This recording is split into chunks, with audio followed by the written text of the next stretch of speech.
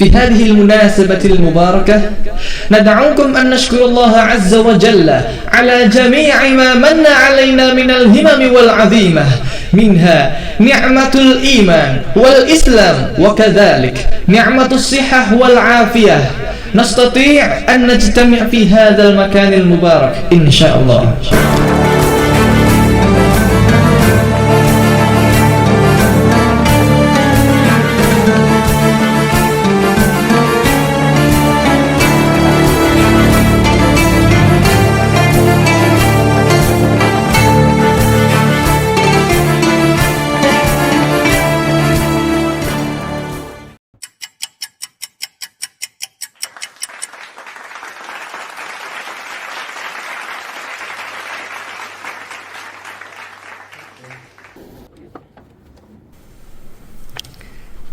Assalamualaikum warahmatullahi wabarakatuh. Waalaikumsalam warahmatullahi wabarakatuh. Nah, kita kedatangan seorang santri yang berprestasi juga hari ini.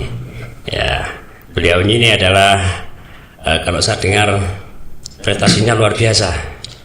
Ya, monggo langsung perkenalan aja. Oke, perkenalkan, saya Muhammad Majid Labib, biasa dipanggil Labib. Saya dari Denanyar, Jombang. Sekarang saya duduk di kelas 12, tepatnya di MA Darussalam. Dan saya juga mondok di Pondok Pesantren Darussalam. Ya.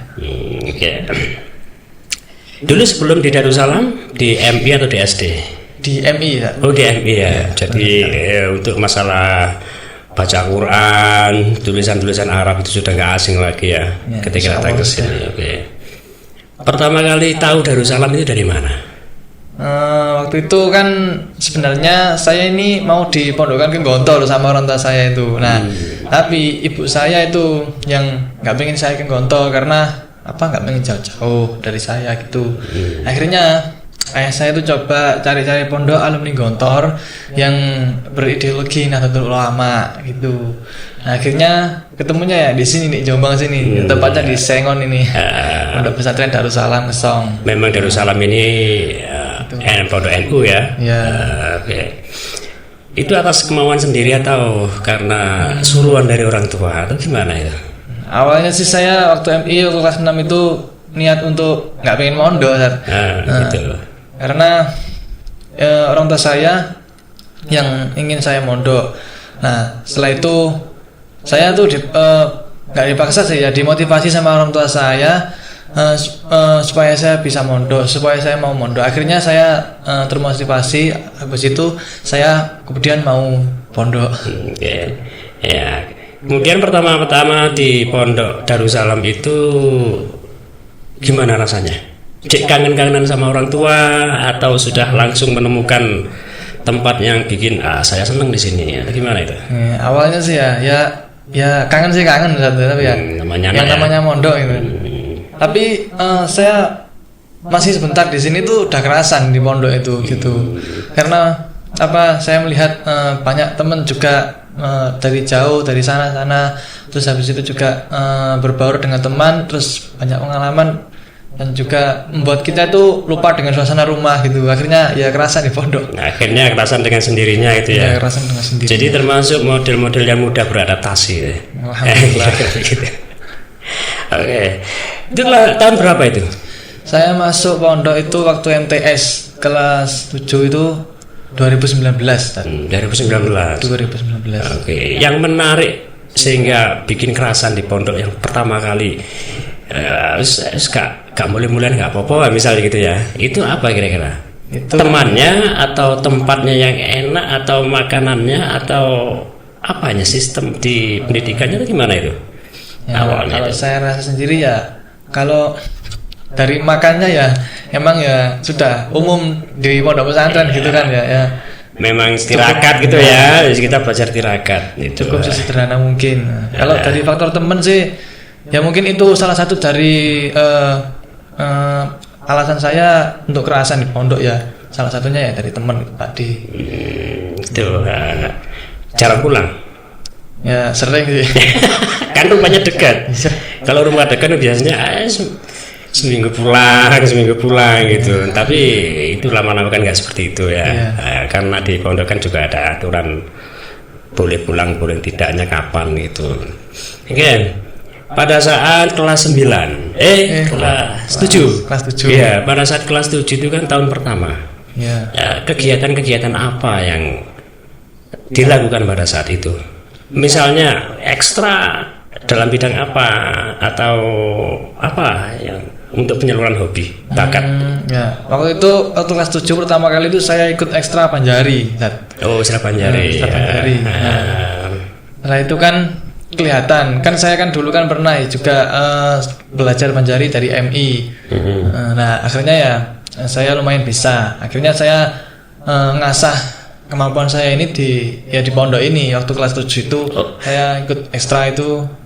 Jadi sebelum masuk ke Pondok Darussalam dulu pernah ikut Banjari? Pernah di SD, di MI. Ya, di MI. Oh, jadi vokalis atau jadi penabuh genderang itu? Ya, waktu itu sih pertama kalau di MI itu cuma main Banjari doang. Terus waktu di pondok ini ya mulai belajar vokal gitu. Terus dari situ kan kelihatan passion saya, bakat saya. Akhirnya saya nampak di guru-guru, akhirnya dipandang sama guru-guru. Sebagai vokalis atau sebagai pemain Banjar atau apa yang aktif gitu. Oh, gitu. Pernah menjabat sebagai fungsionaris baik di Ospopda, di OSIM atau di Pramuka? Itu kalau itu setiap periode saya menjabat itu. Jadi kelas 7 itu saya udah pilih OSIM dulu kelas 7 sebagai si keamanan. Oh, si keamanan. Terus waktu kelas 8-nya itu saya jadi formatur di OSIM. Ya, di OSIM juga. Di Ospopda? Ya, Ospopda baru-baru ini waktu kelas 10 itu kan MA.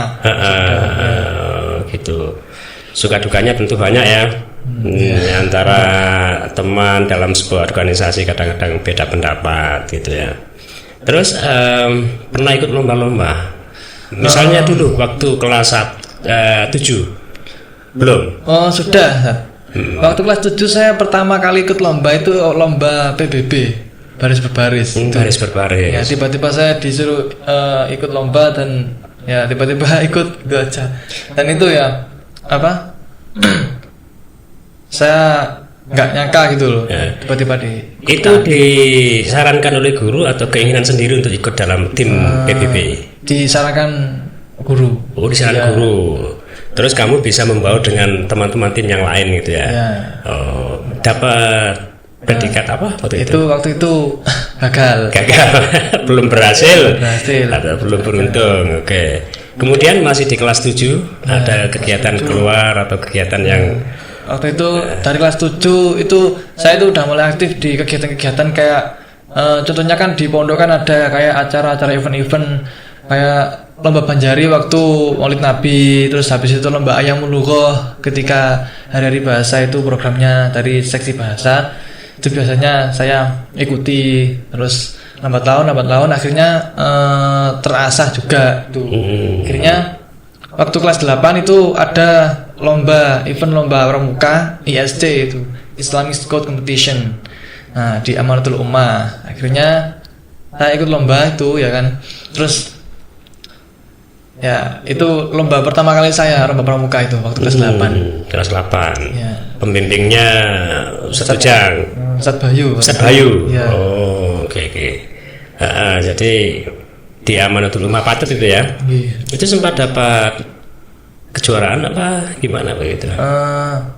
Yang dapat juara itu tim kakak tingkat saya. Kan itu kan dibagi 2 tim, ada tim A sama tim B. Nah, angkatan saya itu tim A. Nah, yang angkatan atas saya itu tim B. Antara tim A dengan tim B ini saling berkompetisi atau menjadi sebuah tim yang besar? Saling berkompetisi. Oh, berarti istilahnya itu yang A dan B ini adalah kompetitor, musuhan. Ya, gitu. Dan kebetulan yang menang adalah yang B. Yang A yang termasuk tim Labib itu masih belum beruntung gitu pada saat itu. Nggak apa-apa, yang penting membawa nama baik Darussalam entah tim yang manapun, dan kamu masih dalam proses. Iya, gimana untuk lebih baik ke depannya. Kemudian itu waktu kelas 9 itu juga saya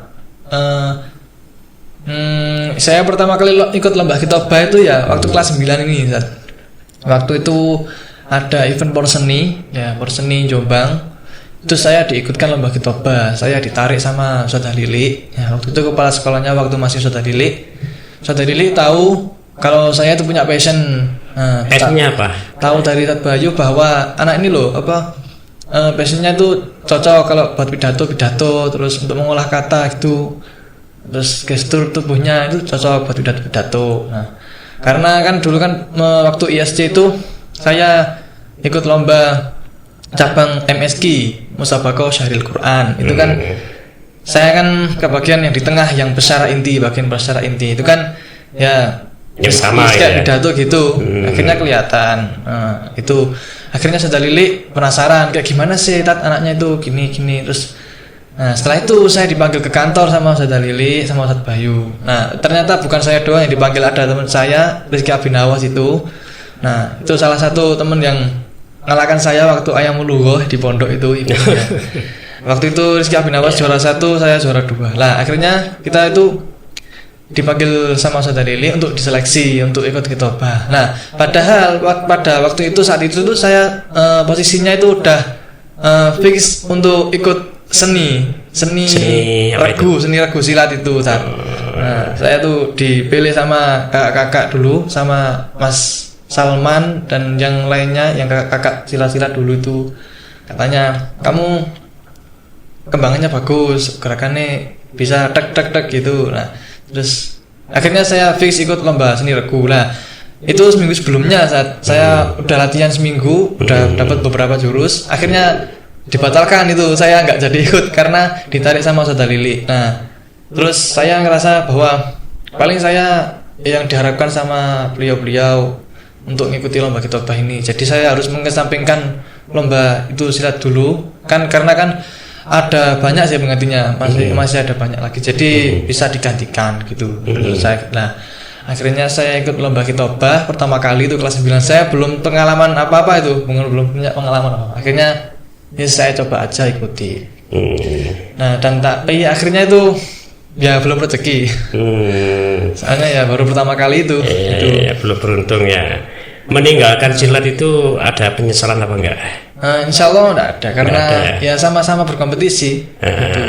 Tapi ketertarikan kamu antara silat dengan khitobah itu lebih cenderung suka yang mana? Lebih ya 50-50 kalau saya.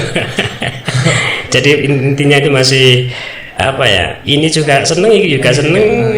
Antara keduanya itu bisa lah kalau misalnya salah satu ditinggalkan untuk mengambil yang lainnya itu ya. Oke, itu kelas berapa itu? Itu waktu kelas 9. Oh, kelas 9. Ya. Okay. Waktu kelas 9 itu juga saya pernah itu ngikuti lomba Banjari. Lomba festival Banjari di Man 4 Jombang. Itu waktu itu mendapatkan mendapatkan hasil juara harapan 3, meskipun harapan 3 tapi ya tetap bersyukur. Soalnya Jawa Timur namanya. Mulai ini ya. Mulai ada peningkatan dikit-dikit itu ya. Terus setelah itu kan melanjutkan di MA Darussalam. Iya, benar. Itu saya lanjut di MA Darussalam. Waktu kelas 10 itu saya ditawari Ustadz Bayu untuk ikut lomba khitobah di UIN Maliki Malang. Sebentar, saya potong dulu. Oh iya, silakan.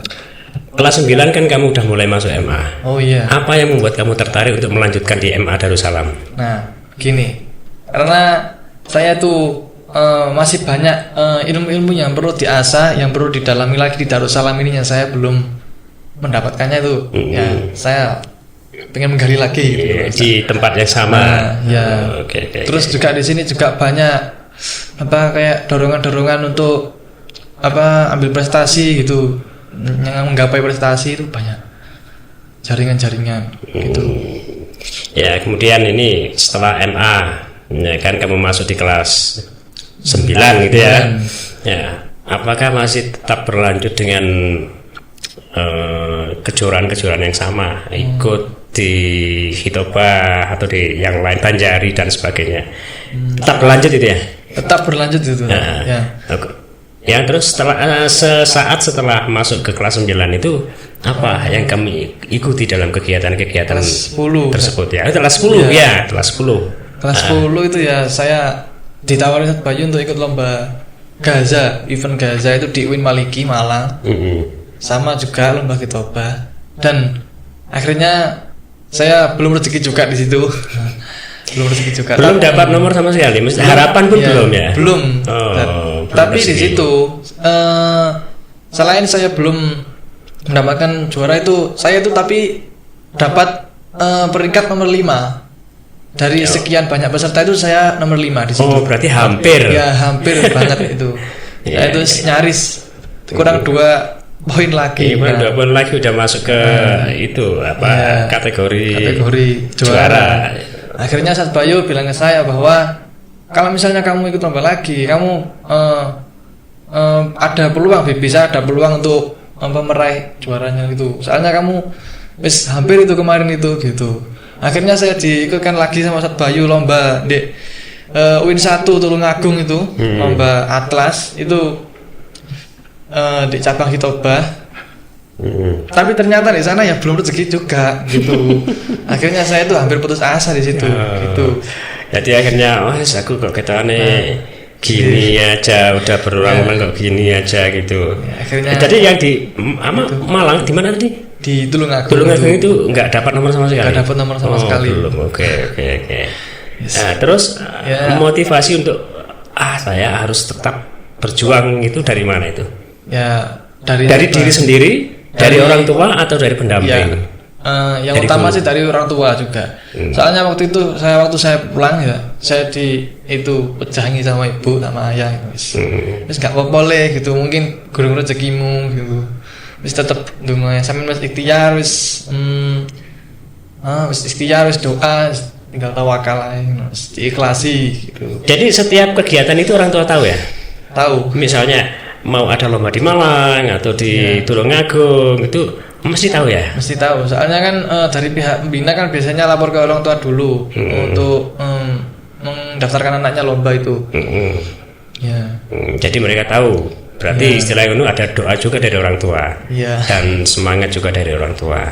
Terus setelah kegagalan yang kesekian itu, ada kesempatan lagi? Ada kesempatan lagi. Dan itu waktu kelas 11 kemarin, itu kan kelas 10 saya yang kalah itu.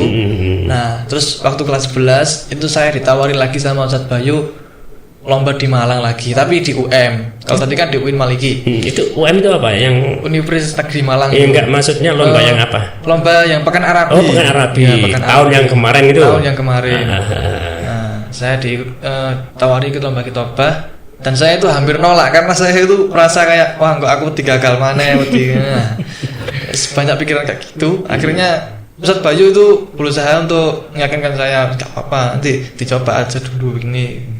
Asli kamu itu bagus, cuma kamu tinggal diri kamu sendiri yang moles gitu. Akhirnya saya ikuti latihan.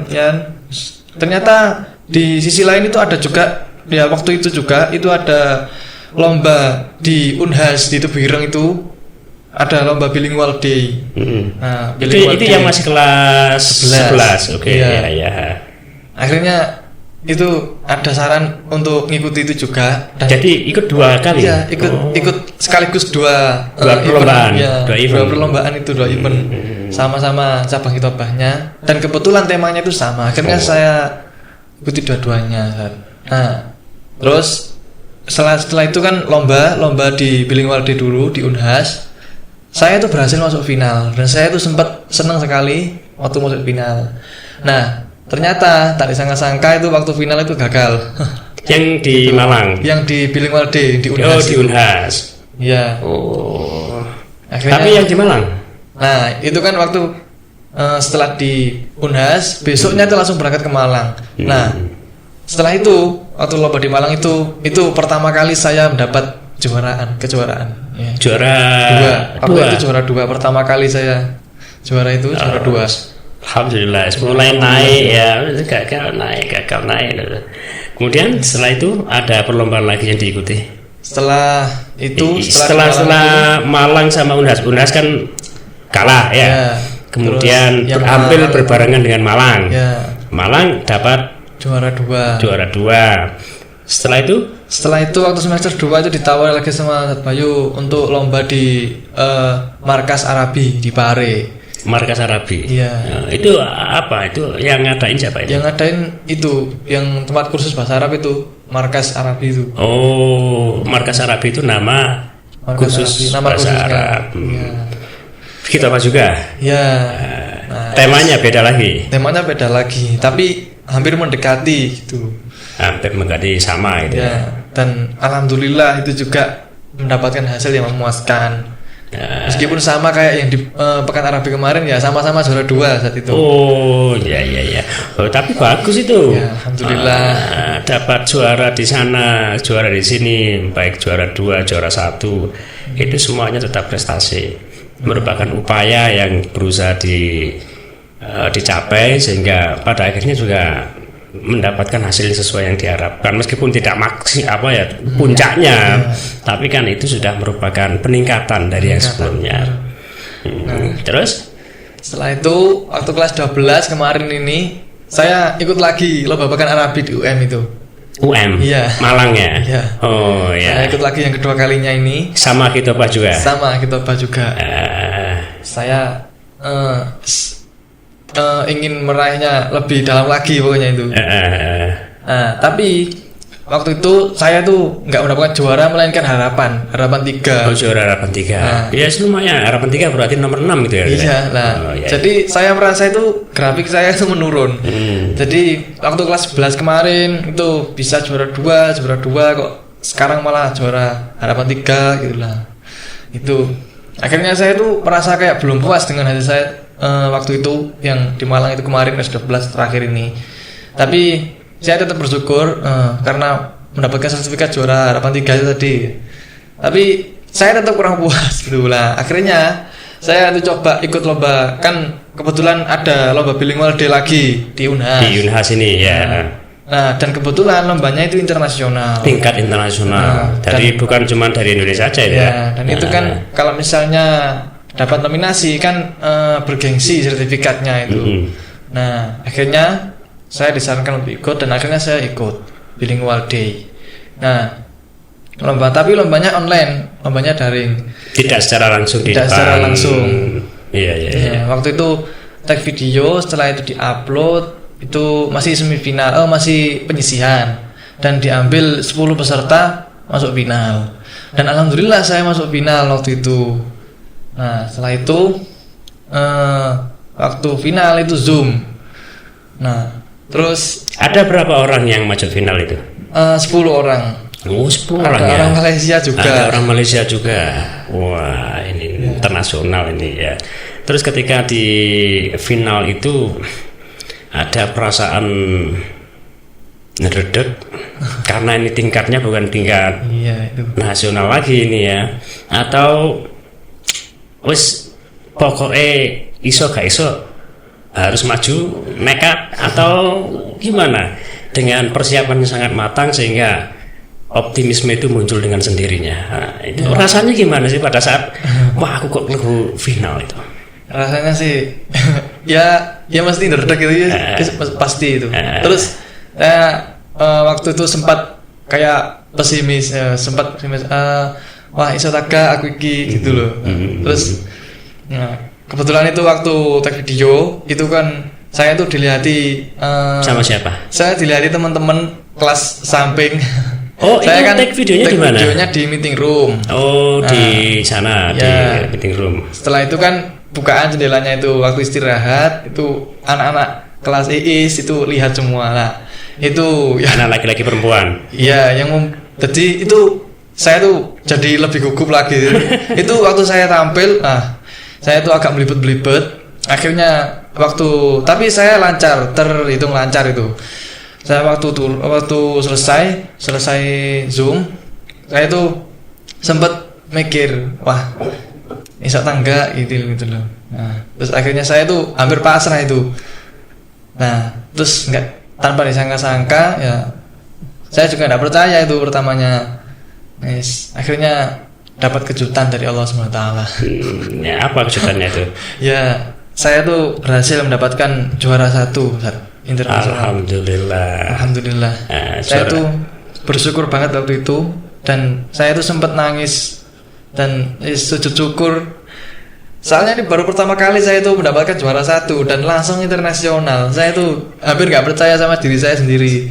Alhamdulillah. Allah, gitu. Ya setelah sekian lama berjuang dengan kegagalan, bangkit lagi, gagal lagi, bangkit lagi, pada akhirnya di penghujung. Ini kan termasuk penghujung masa kamu di Darussalam ya. Hampir lulusan ya, mungkin setengah atau beberapa 1 semester lagi. Itu akhirnya mendapatkan sebuah anugerah, yaitu kejuaraan tingkat internasional dengan label juara 1. Itu kan luar biasa, alhamdulillah sekali. Saya jadi penasaran ini. Kira-kira penampilannya bagaimana, coba kira-kira dalam boleh. Oke, ya coba. Bismillahirrahmanirrahim. Qala Allah Ta'ala fil Qur'anil Karim, a'udzu billahi minasy syaithanir rajim. Nahnu naqussu 'alaika naba'ahum bil haqq. Innahum fityatun amanu bi rabbihim wa zidnahum huda. Shadaqallahu maulanal azim. Uhayyikum tahiyatan islamiyyah. تحية مباركة، تحية من أهل العلم والخير، تحية من أهل السنة والجماعة، تحية تدخل القلوب سرورا وسلاما، تحية من أهل الجنان. السلام عليكم ورحمة الله تعالى وبركاته. حمدا لرب خصنا بمحمد وأنقذنا من ظلمات الوهم والدياجين. الحمد لله الذي هدانا بعبده المختار من دعانا إليه بالإذن وقد نادانا. لبيك يا من دلنا وهدانا. صلى عليك الله بارئك الذي بك يا مشفع خصنا وحبنا. أيها الإخوان، الحمد لله الكريم المنان الذي خلق الإنسان وعلمه البيان وفضله بالعقل والمعرفة على سائر الأقوام، ثم خص العرب العاربة بالبراعة والبلاغة وفصحة اللسان، وأنزل على لسانها ومحاضرة كلامها القرآن. ونشهد أن سيدنا محمدا عبده ورسوله بلغ الرسالة وأدى الأمانة ونصح الأمة وجاهد في الله حق جهاده صلى الله عليه وعلى آله وصحبه وسلم أجمعين. أما بعد، في هذه المناسبة المباركة ندعوكم أن نشكر الله عز وجل على جميع ما من علينا من الهمم والعظيمة، منها نعمة الإيمان والإسلام، وكذلك نعمة الصحة والعافية. نستطيع أن نجتمع في هذا المكان المبارك إن شاء الله. ولا أنسى أن أشكر رئيس الجلسة على الفرصة المحمودة التي أعطانيها لألقي بين حضرتكم كلمة أو كلمتين فيما يتعلق بتعزيز الهوية العالمية للغة العربية كركيزة في التعليم الدولي. Ya, mungkin sampai situ aja. Terima kasih. Mantap ya, mantap. Ya, alhamdulillah ya, dengan penampilan yang kamu lewati melalui beberapa perlombaan, pada akhirnya internasional juara 1 itu adalah sesuatu yang sangat-sangat membanggakan. Alhamdulillah. Amin ya. Itu seperti itu. Oke, kemudian selain hitobah, kamu tadi kan menyebut pernah di Banjari juga. Iya. Itu ceritanya di Banjari masih tetap berlanjut atau kamu hanya fokus di hitobah? Sambil berseling lomba hitobah, saya juga mengikuti lomba Banjari juga. Oh gitu ya. Berlanjut juga itu. Pernah berapa kali ikut lomba di Banjari itu? 1, 2 Gak kehitung, lupa. Tapi berkali-kali sih gitu. Berkali-kali ya. Dari MTS dulu. Dari MTS sudah tetap di Banjari ya, gabung itu ya. Iya, itu. Nggak pernah lepas meskipun punya kesibukan yang lain. Oh ya. Berapa orang di Banjari itu biasanya?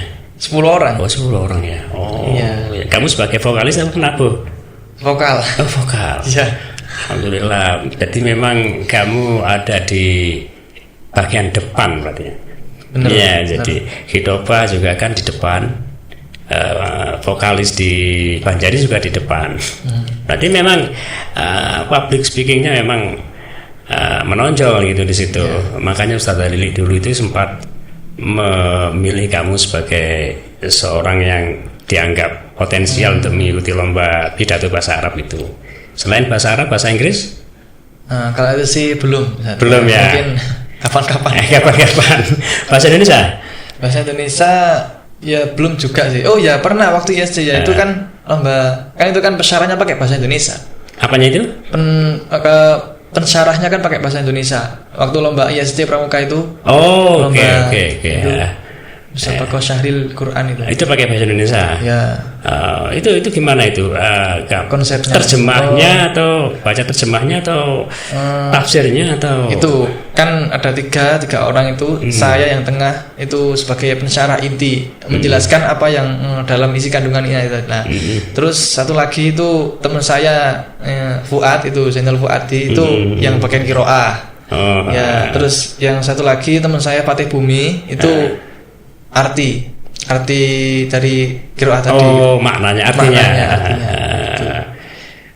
Jadi satu tim memiliki peran berbeda gitu. Tapi jadi intinya kegiatan yang dilakukan di Banjar itu enggak berhenti gitu aja setelah ada kegiatan di yang lain. Ya, benar. Tetap berlangsung. Oke, pernah dapat nomor atau juara di Banjarinya itu? Pernah sih. Ya. Sering atau kadang-kadang atau jarang atau cuma satu kali? Ya kadang berhasil, kadang juga gagal ya sama kayak gitu Bah itu. Oh gitu. Berarti kamu itu beriringan ya antara Banjari dengan Hitobah itu saling jalan sama-sama gitu ya. Ini kalau ada lomba Banjari ikut Banjari, gitu ya. Ada lomba Hitobah ikut Hitobah. Itu semuanya diketahui oleh orang tua. Diketahui orang tua. Bagaimana perasaan orang tua ketika pada akhirnya bisa mendapatkan juara 1 gitu? Alhamdulillah ya, bangga gitu. Ya jelas bangga ya. Cuman barangkali kamu dapat misalnya dikasih hadiah apa gitu ya. Ya mungkin dari orang tua sih tuh merasa kalau mereka itu nggak bisa kayak gini, terus anaknya itu bisa kayak gini, yang itu yang membuat mereka bangga itu. Oh ya, itu luar biasa itu ya. Orang tua tidak mengharapkan apapun dari anaknya kecuali anaknya menjadi orang yang berhasil, lebih baik daripada mereka, kan begitu. Termasuk saya juga seperti itu. Orang tua menginginkan saya lebih baik daripada mereka, dan itu terus ditingkatkan. Misalnya ya kegagalan ya demi kegagalan, tapi tidak pantang menyerah, terus jalan sehingga akhirnya bisa mendapatkan apa yang kita harapkan. Oke, pandangan kamu tentang Darussalam selama berproses. Dulu kan awalnya ketika mau masuk kan kayak nggak ada keinginan. Nah, kemudian ketika berproses di Darussalam sampai sekarang sudah hampir lulus ini, kira-kira pandangan dan pendapat tentang Darussalam itu apa? Gimana itu? Menurut saya sih, saya mau dari Darussalam ini, saya itu ngerasa kayak Darussalam ini tuh menjadi ibu bagi saya, karena sudah mendidik dari saya masuk di sini sampai saya hampir keluar di sini. Dari sini itu saya tuh dididik untuk menjadi yang lebih baik lagi. Ya sama seperti kayak orang tua didik saya. Ya sama seperti pondok ya didik saya ya yang untuk yang lebih baik lagi. Jadi intinya selama 6 tahun itu pondok adalah ibu yang membimbing. Mulai dari nol sampai mendapatkan sesuatu yang berharga. Jadi ilmu yang didapat di Darussalam kan antara ilmu agama dan ilmu umum itu kan saling berjalan bersama-sama, nggak timpang. Oke, jadi itu ya ceritanya ya. Ceritanya itu mulai dari nol gitu ya. Dari nol. Nggak tahu ada apa, nggak punya apa-apa. Misalnya dalam hal pengetahuan. Kemudian masuk ke dalam lingkungan yang kemudian menjadi ibu selama 6 tahun. Ya, seumpama digembleng di kawah Chandra di muka. Panas, tapi akhirnya terbiasa dengan rasa sakitnya sehingga pada akhirnya ketika mau lulus alhamdulillah bisa mendapatkan sesuatu yang membanggakan, baik kepada lembaga Darussalam maupun kepada orang tua maupun utamanya pada diri sendiri. Bagus sekali itu. Kira-kira ada sesuatu yang ingin dikatakan? Ya, udah.